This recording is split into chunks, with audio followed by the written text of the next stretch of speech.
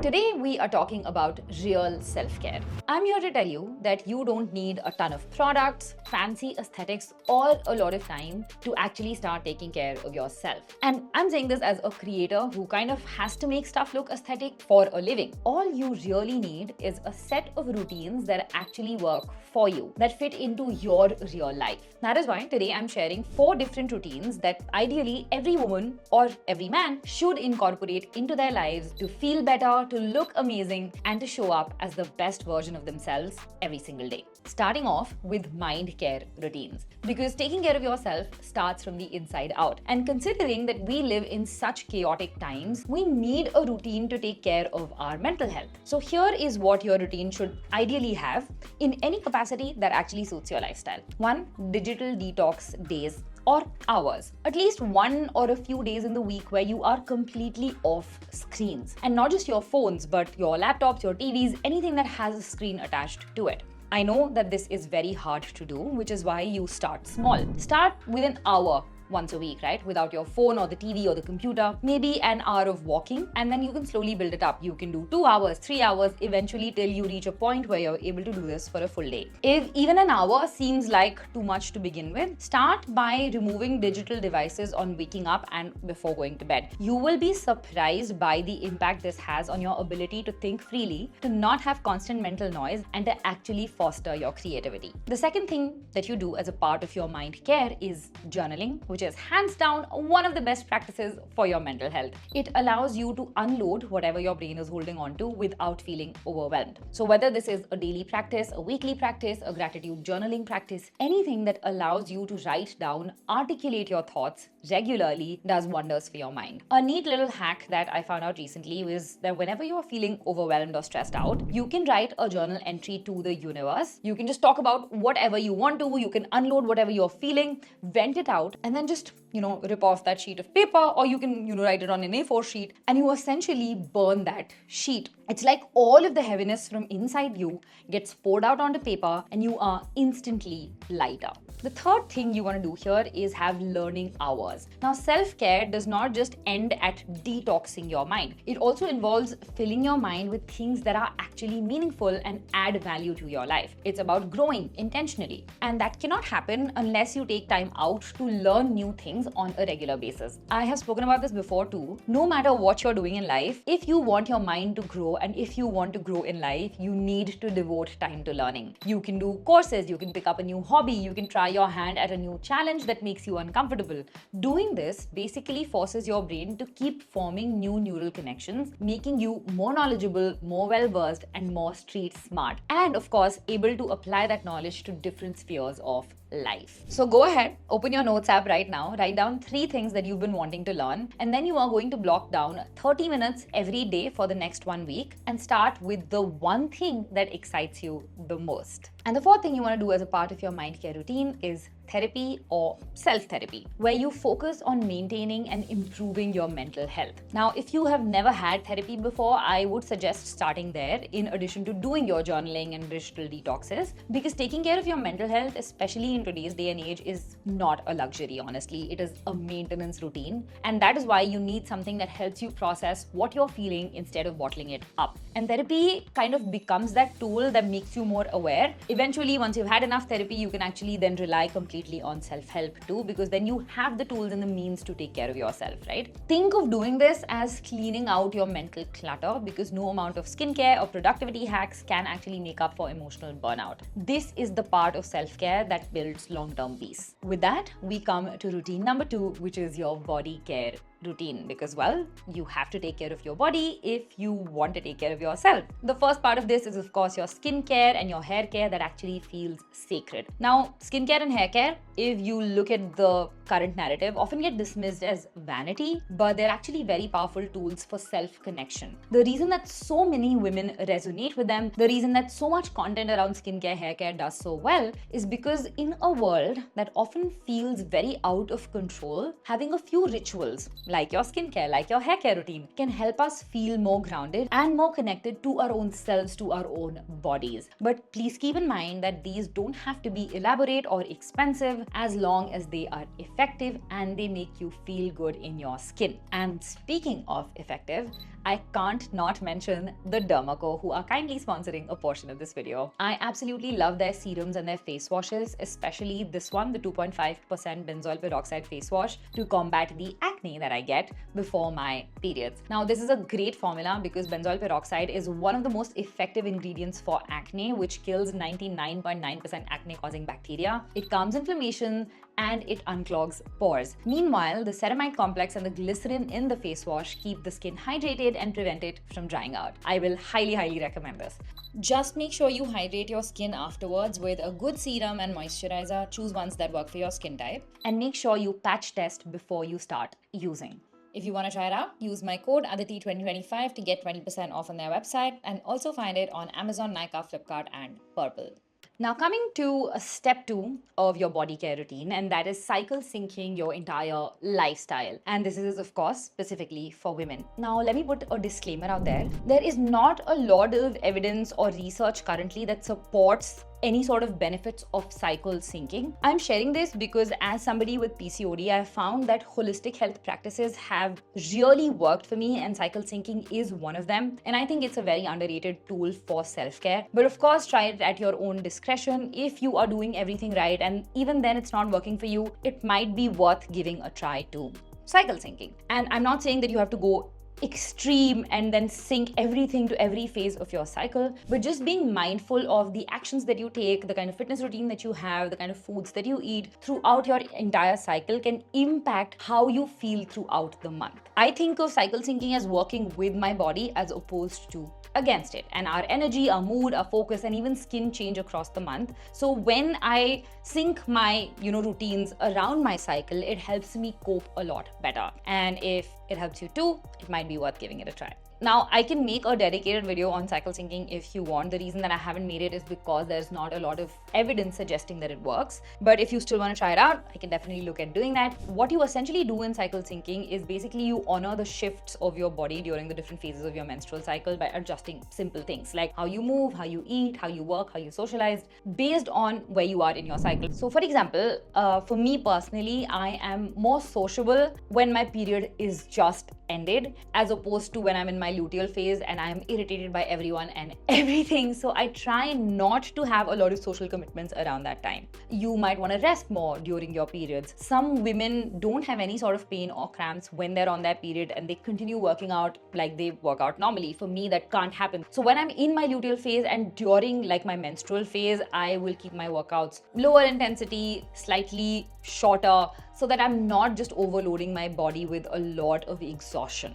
I do my best to creative work, for instance, in my follicular phase. So now I'm trying to move around my work schedule to have most of my creative thinking done during that time of the month. Similarly, for my skincare, during my luteal phase and during my menstrual phase, I tend to get all of this hormonal acne on my forehead, on my jawline, and I have to switch up my skincare routine if I want to combat that, because honestly, nothing works besides doing that. So I use anti-acne products. I use products that are a little more calming, soothing, restorative for my skin, and that really just helps me manage that better as opposed to not doing anything. Just keep in mind that if you are getting into cycle syncing, you don't have to change everything all at once. You can start with 1 or 2 things like your workouts, your food habits, and then build from there. It's a form of self-awareness that basically helps you improve your overall health and well-being, but also helps you move through life with ease and compassion and confidence. Coming to step number 3 of your body care routine, which is one of the most important things in the world, and that is a restorative sleep routine. A good night's sleep is one of the most powerful forms of self-care, but most of us treat it like an afterthought. Now, there's this experiment that shows that 90% people use their smartphone before bed, and this is one of the worst things that you can do for your sleep. But why does it actually matter? Because sleep affects everything: your mood, your hormones, your skin, your digestion, your focus. So improving it can actually create a ripple effect across your entire life. But when you do things like a lot of smartphone or digital device usage before bed, it significantly affects the quality of your life. Your sleep routine is not just about getting 7 to 8 hours of sleep. It's about how you prepare your body and your mind to wind down so that you actually have restful sleep and you don't just lie in bed tossing and turning. If there is one thing that you take away from biohackers, it is to improve the quality of your sleep. And this will mean putting your phone away an hour before bed. It will also mean having a calming pre-sleep ritual like skincare, reading, stretching, whatever helps you get in the zone of, restful sleep. Then of course you want to keep your room cool, because apparently cooler rooms are more conducive to better sleep. And of course you want to keep your room dark while you are sleeping, because the darker it is, the more melatonin your brain produces, and that improves your circadian rhythm. You can try using magnesium or chamomile tea to help support deeper rest. But again, you don't need a 10-step bedtime routine. You just start with 1 or 2 habits that actually signal to your brain that it's time to wind down, it's time to slow down and get into bed. What you can try doing right after watching this video is create a tiny wind down ritual for yourself. Pick any 2 calming habits. It could be reading and skincare, or it could be meditation and skincare. It can be affirmations and skincare, or affirmations and reading. And you can listen to the affirmations video I made recently. This basically signals to your body that it's time to rest, it's time to get into bed. Do this for a week and let me know what results you had. I really want to know. The next thing you want to do as a part of your body care routine is to support your gut health and your hormone health. Being a PCOS girly, I know one thing for sure, that our gut health and our hormone health impacts everything. Whether it's your skin, whether it's your mood, your energy levels, your weight, your focus, everything. But the good news is that we can take action to boost our gut and our hormone health. A few things that have worked for me are working on lowering my stress levels. I do this through meditations, through affirmation videos, and through deep breathing exercises right in the morning and also right before going to bed. I've also now made it a point to turn off my work by 8:30 p.m. So I have a couple of hours to wind down before bed. And this has significantly improved my menstrual cycle and my PCOS symptoms. The second thing that has been super helpful is adding more protein to my diet. I try and do 1.5 to 2 grams of protein per kilo of body weight. And since I also work out regularly, this is very helpful, and you will not believe how effective protein consumption is. I am not getting into the nitty-gritties, but protein is the building block of life. You need it if you want your health to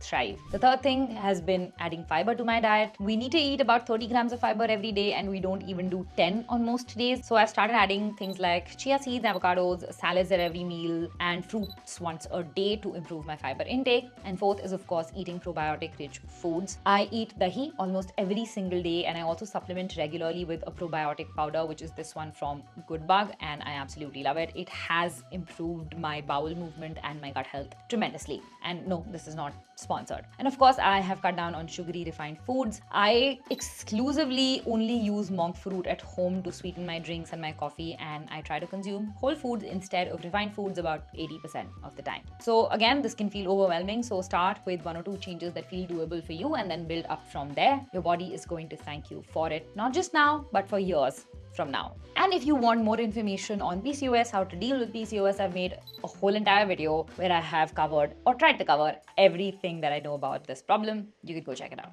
And the final step of your body care routine is lymphatic care. Again, this is a very underrated body care habit, and people don't really talk about it. It's a part of those, again, holistic health rituals that I wouldn't have come across if I wasn't looking to treat my bloating from PCOS. But I'm so glad I fell down that rabbit hole, because lymphatic drainage massages are godsend. Now, your lymphatic system is your body's natural detox system. It helps flush out toxins, support immunity, reduce water retention. And if you're an active person who moves a lot, this actually happens for you automatically. But for people with hormonal disorders or very sedentary lifestyles, we kind of need gentle stimulation to help our lymphatic system function properly. That is why when you feel bloated or puffy or heavy, it's often not just about what you're eating, it can also be about how stagnant your body has become. Now, there are 2 massage practices that I do about 2 to 3 times a week, one for my face and one for my body, to help with lymphatic drainage, with bloating, etc. And I'm going to make shorts on these very soon. Bear with me. I'm sorry for the delay that is happening. If you really want to try them, you can learn from the shorts. I will link them once I've uploaded them on the channel to this video, so you can again come back, watch them.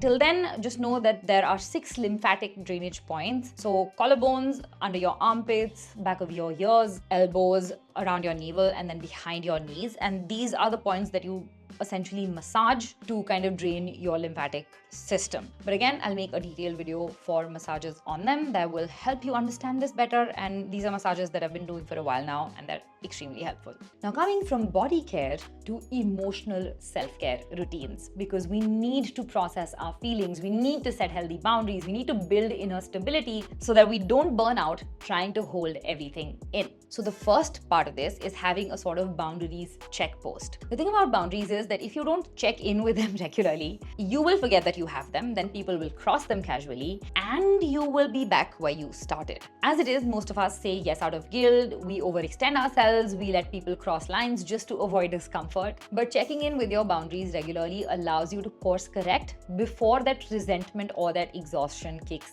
in. It can be something as simple as asking yourself, where did I feel drained this week? Did I say yes when I really wanted to say no? Or which situations made me feel anxious or used? Small moments of reflection basically help you spot patterns, whether it's a friend who keeps trauma dumping, whether it's work tasks that bleed into personal time, or even your own habit of not being able to speak up. And when you do this reflection exercise, you figure out what your pattern is. Now, the goal isn't to cut people off or to just completely stop doing something. It is to communicate more clearly, to teach yourself to take up more space when needed, and to stop betraying yourself to keep things peaceful. So I want you to ask these 3 questions to yourself this week and then figure out where it is that you are not upholding a boundary. And then for the next week, just start by trying to uphold that boundary. It is going to feel uncomfortable at first, but it is one of the most freeing things that you can do for your emotional well-being. The second thing you want to do here is reparenting yourself through your daily needs. This is about showing up for yourself in small and consistent ways that you may have once needed, but you didn't always receive as a child. It's not about blaming your parents. It's basically about recognizing there are emotional gaps that you carry and how you can basically meet those gaps as an adult. Maybe nobody taught you how to regulate your emotions, or maybe no one gave you permission to rest without guilt. Maybe you were praised only for achievements, not for simply being. The reparenting is where that cycle stops. So again, you need to work on noticing patterns here that you've been carrying. Maybe it's the way that you speak to yourself, the way you handle failure, or the way that you respond to rest and emotional needs. This is a journaling practice. You need to ask yourself, what did I need as a child that I didn't consistently get? Maybe you needed comfort or structure or encouragement or just that feeling of being heard. Once you figure out what that is, you need to create a practice where you start giving yourself those things now through your daily actions. It could be 15 minutes of gentle self-talk. It looks like affirmations. It could be reinforcing a boundary every single day. Like, I now put my phone on D&D at 9 p.m. and after that, no work messages or calls are taken. It could be about validating your emotions through journaling or through talking to a friend or a therapist. It could be by creating habits that make you feel safe. This is not about becoming perfect. It's about becoming the kind, steady presence that you always needed in your life. Another part of your emotional self-care is creating joyful rituals. Now, joy will not always knock on your door and say, hey, main aa gaya.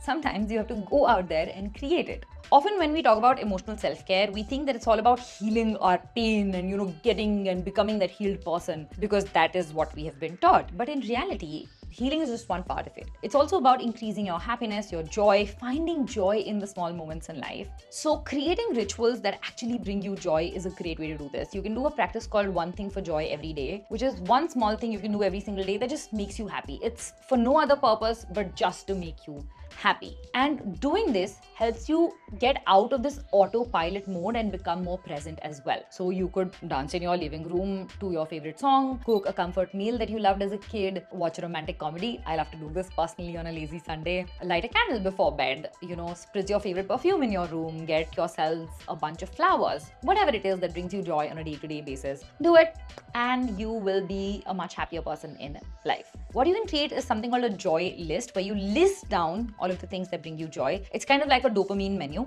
And yes, I'm going to make that video very soon, guys. Please be patient. And you basically write down 10, 15, 20 things that bring you instant happiness and you can stick it somewhere where it's visible. And every time you feel low or, disconnected, you can just pick one thing from there and do it for yourself. The next thing that you can do is, of course, take yourself on solo dates. Spending intentional time alone is a powerful way to build self-worth. Solo dates teach us to enjoy our own company, listen to our own thoughts, not rely on external validation to feel full. And you don't need to wait for the right mood or a romantic partner just to pick a place or an activity that brings you joy. It could be a cozy cafe, a bookshop, a nature walk, even a movie. Dress up if you feel like it or don't. The point is to show yourself that you are enough. Over time, solo dates actually help you become more self-assured, more grounded, and clear about what you actually enjoy, which is at the heart of self-care. I've spoken about solo dates so many times, and I know it might feel repetitive, but this is a reminder I want you to have. And initially, I know that they are going to feel awkward. Mine did too. I kept checking my phone like I needed a safety net. But once you do it a couple of times, you will not want to leave. Trust me. That is basically the kind of peace you carry back when you go on a solo date. The next thing I want you to do as a part of your emotional self-care is to have a monthly manifestation and reflection ritual. There's this quote that I read a while back which says that your life becomes powerful when you pause long enough to reflect on it. Now, in the book that this quote was in, the author explains that when you get so caught up in surviving every day, you forget to look back and say, hey, look how far I've come. This is why monthly reflection rituals have time and time again proven to be a great method to take care of our emotions, our emotional well-being. And it's super simple to do. You just need to block out one particular date in your calendar every single month, preferably during the last week of the month, and then just basically sit down to reflect on how your month went. Take a journal, write it down, what went well this month, what did I learn about myself, what do I want to achieve next month. You can also use this time before doing your vision board, because these moments of reflection will help you understand what is lacking and what it is you want out of life. And the final part of your emotional self-care is something I like to call gratitude walks. It's very easy to notice what is missing in our lives, right? Every time we think about something, we focus on what's wrong or what didn't work out. We are so wired to focus on the problems that we fail to notice everything that is going well. And it's not our fault, it's how our mind is wired, because that's a way of protecting us from ourselves. But if you only measure your life by your failures or what is lacking, it's always going to feel heavy. The real shift happens when you train yourself to see what is already good amidst the chaos and the mess, right? So gratitude walks is basically where you go for a short walk around your house, your building, your colony park, and you actively name things that you are grateful for. You can say them out loud, like in a whisper or something, so if you don't want other people to hear you. Or you can say them out loud in your head. It could be big things, tiny things, your health, your cup of chai, your body being able to move, a roof over your head, your friends, the weather, anything that you are grateful for. This movement plus gratitude combo essentially boosts your mood and lowers your stress at the same time, and also helps you see what's going well in your life. Absolutely love doing it. So anytime that you're feeling down, you can just go for like a 10-minute walk, list down things that you're grateful for, and it will instantly boost your mood. Now we come to the fourth self-care routine, and that is taking care of your environment. Your physical space directly affects your mental state. So when your surroundings feel calm, they feel clean, they're intentional, it becomes a lot easier to feel grounded and focused and at ease with yourself. When they are chaotic, you feel chaotic, and that's not something you want to happen. The first thing that you need for this is a weekly reset ritual where you take a couple of hours out every weekend to do your laundry, to clean your desk, to clean your room, to put everything back in order, because your environment is a mirror of your mind. You cannot expect clarity when you wake up to clutter all around you. So when you reset your space every week or every weekend, it just helps you start the next week on a fresh note. And initially it can feel a little intimidating to do this every single week, but over time it gets super easy. It becomes almost automatic. You just schedule like 2 hours on a Sunday to do this and you're golden. The second thing I like to do is something called a beauty corner or nook, because often when you are living by yourself, even when you're not living by yourself, you have a room to yourself, setting up that entire room or setting up that entire house can often feel overwhelming, and oftentimes people don't have enough time on their hands to just keep decorating, redecorating their houses. So having a corner, just one corner in your room, in your house, which you set up to your liking, can be such a mood booster. This is the corner that you set up, decorate as per your liking, as per your aesthetic, and it just always looks that way. And so whenever you're feeling down, whenever you feel like you need a pick-me-up, you basically go sit in that corner. You can sip your coffee or your chai, you can read, you can even scroll on your phone in that corner, and just makes you feel like you are a part of something beautiful. So just having that beauty corner or beauty nook can be a mood booster and can actually add to your environment instead of subtracting from it.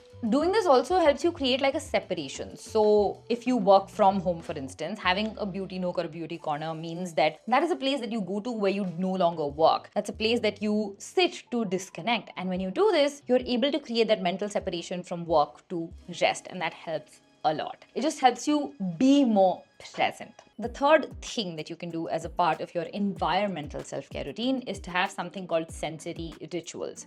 Because your environment is not just about how it looks, but also about how it feels to you. So these rituals are things that help you feel in tune with the environment that you're in. So like using scented candles or room fresheners, using a body mist that makes you feel expensive, playing a specific playlist in the background, having a soft throw blanket on your sofa, drinking chai in your favorite cup. These little things that become sensory experiences for you basically turn ordinary moments into something that's a lot more memorable. I personally, for instance, love using vanilla scented anything, floral scented stuff before going to bed. I love to play like morning music playlists on my TV in the morning. So whenever I'm doing my chores around the house, that music just keeps playing. It makes me feel like I'm in a movie. And that instantly just shifts your energy. It makes you more joyful. And that's the impact that your environment has on you. So just ask yourself what sort of scent or sound or texture instantly brings you joy or makes you feel calm or brings you peace. And try and incorporate more of those things into your environment. And over time, you create a space that feels like yours. Now that I've spoken about everything, I'm just putting everything on screen here. This is everything that we have covered in the video, so you guys have sort of an idea of what went through. I verbally can't do a recap because that will take a lot of time, but I am going to give you homework. So grab your journal, notes app, whatever, wherever you want to do this, and start by taking inventory. Ask yourself what area of life, whether it's your mental health, whether it's your body, whether it's your emotional health or your environment, where do you feel most depleted or where do you feel you need the most boost right now? Write down one area that needs your attention the most. Then you are going to set your intention. Ask yourself, what do you want more of? Do you want more peace, energy, confidence, joy, connection? Pick one feeling that you want your self-care to create for you. Then you're going to pick one habit per category that helps you generate that feeling. So for instance, if you want peace, you will pick a habit that helps you become more peaceful from a mental health perspective. You are going to switch your body care rituals to feel more peaceful. You are going to set up your environment to bring you more peace and joy. And of course, you are going to do one practice that helps you manage your emotions so that you feel more at peace. I'm going to put an example sheet here on screen. You can pause, take a screenshot. These are just examples that you can pick for each category. You can create a table like this for yourself, and that will essentially help you figure out what are the tiny self-care rituals that you can incorporate into your life to feel that emotion that you want to feel. And finally, once you've chosen the habits that you want to incorporate, you are going to set out a time, because habits stick better when they are anchored to something that you already do. So ask yourself when you can realistically incorporate any of these tips or any of these habits into your day or your week, and then block that out on your calendar. Maybe you want to listen to calming music and you can do that while you are drinking your morning coffee. Things like that essentially. Or maybe you want to go on gratitude walks. So you could do that after you wind down your work for the day. You just put on your music and you go on your gratitude walk and list out things that you're grateful for.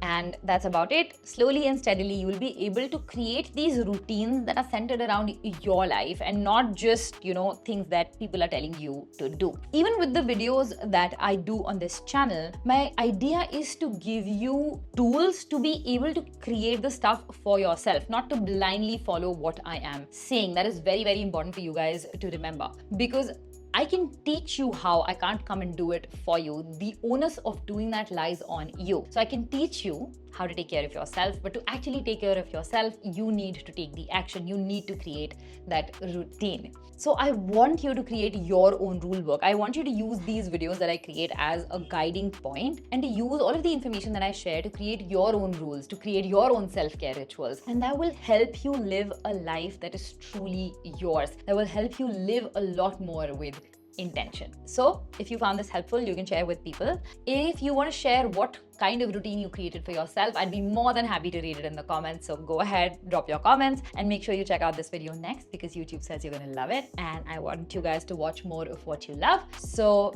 that is it. And I'm going to see you guys very, very soon in the next one. Bye.